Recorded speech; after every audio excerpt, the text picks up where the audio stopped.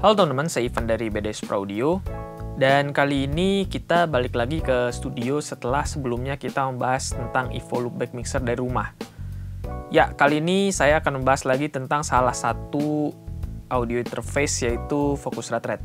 Jadi Focusrite Red ini adalah salah satu line product dari Focusrite Pro yang terdiri dari 3 tipe teman-teman, yaitu Red 4 Pre, Red 8 Pre, dan Red 16 line.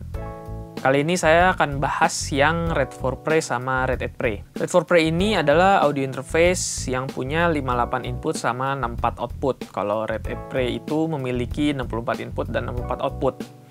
Red 4 Pre dan Red 8 Pre ini sama persis sebenarnya teman-teman. Yang membedakan itu benar-benar cuman jumlah input dan outputnya aja sama beberapa koneksi. Nah, di sebelah saya ini udah ada Red 4 Pre sama Red 8 Pre. Jadi kita langsung aja lihat yuk tentang dua interface ini. Kita lihat di bagian depannya teman-teman. Jujur saya pribadi suka banget sama warna yang digunakan sama si Focusrite ini. Jadi ini pakai warna merah, yang warna merahnya itu jadi ciri khasnya Focusrite banget.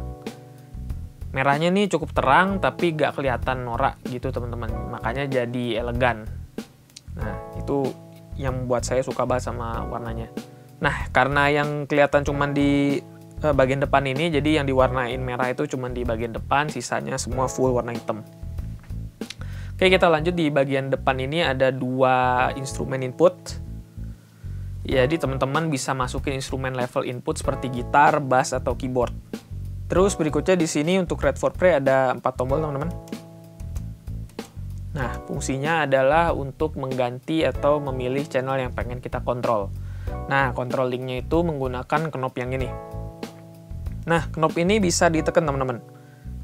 Nah, kalau misalkan kita tekan, itu fungsinya adalah untuk mengganti mode mic menjadi mode line atau sebaliknya. Nah, knob ini fungsinya juga untuk selecting teman-teman. Maksudnya kalau selecting itu adalah misalkan gini. Kalau misalkan kita tekan ini tombolnya sekali, itu adalah untuk ganti channelnya yang mau kita kontrol. Nah, kalau misalnya kita tekan sekali lagi channel yang sama, dia akan nampilin menu tambahan. Nah, dari menu itu kita bisa nyalain phantom power atau aktifin high pass filter di channel yang kita pilih itu teman-teman. Nah, untuk memilih tadi phantom powernya itu diaktifin atau high pass filternya diaktifin atau dinonaktifin, itu pakai knob yang sama. Jadi ini knobnya multifungsi teman-teman. Ini sama persis dengan Red 8 Pre, cuman yang membedakan adalah kalau Red 8 Pre itu tombol switchernya ada 8 karena dia punya 8 preamp.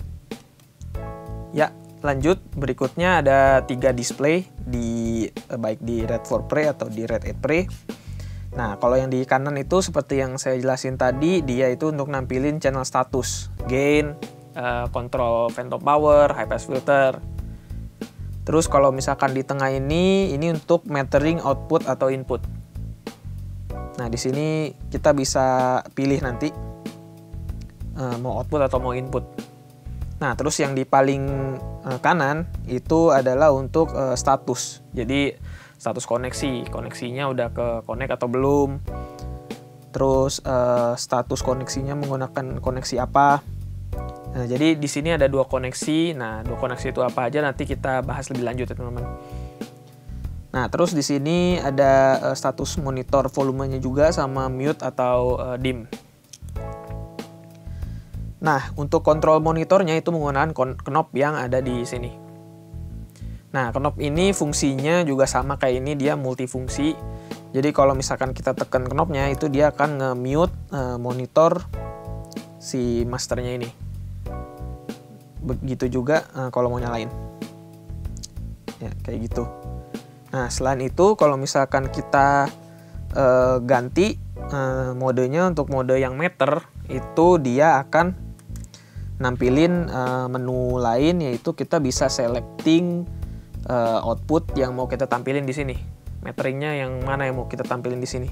Terus kalau misalkan kita tekan monitor, dia akan balik lagi ke menu yang tadi. Dan kalau misalkan kita tekan dua-duanya, monitor sama meter, dia akan nampilin global settings.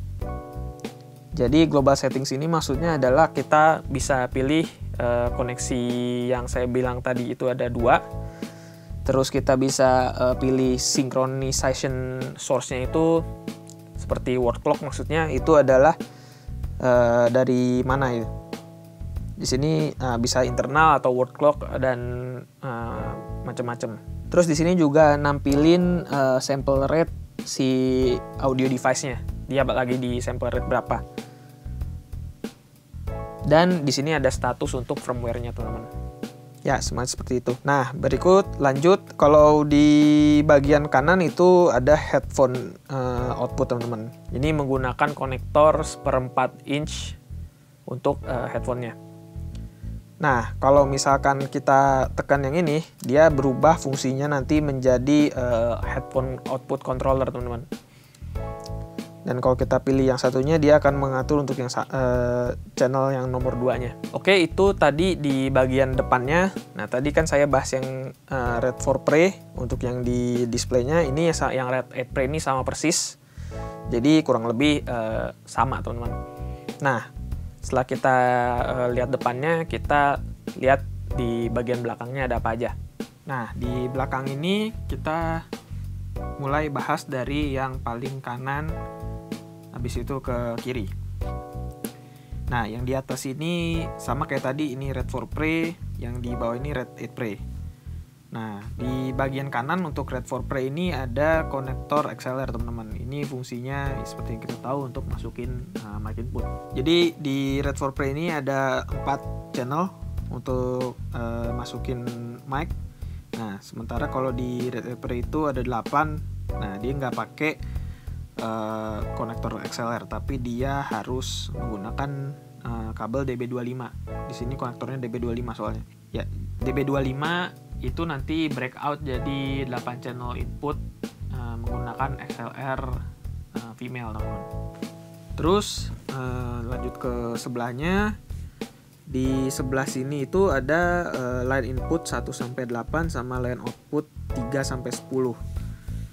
Nah, kenapa yang output itu 3-10 kalau di red dua-duanya ini?